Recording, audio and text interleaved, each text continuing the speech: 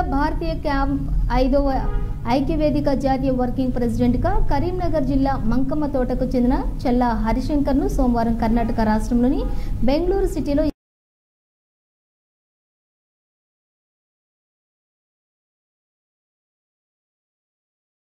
ఎన్నుకోవడం జరిగింది. ఈ సమావేశంలో ఆల్ ఇండియా కమిటీని నూతనంగా ఎన్నుకోవడం జరిగిందని, తెలంగాణ నుండి ఆల్ ఇండియా భారతీయ కాపు ఐక్యవేదిక నేషనల్ కమిటీ వర్కింగ్ ప్రెసిడెంట్గా తెలంగాణ నుండి చల్లా హరిశంకర్, ఆల్ ఇండియా భారతీయ కాపు ఐక్యవేదిక జాతీయ చైర్మన్ టి వేణుగోపాల్ నాయుడు చేతుల మీదుగా నియామక పత్రాలను అందజేయడం జరిగింది. ఈ సందర్భంగా ఆల్ ఇండియా భారతీయ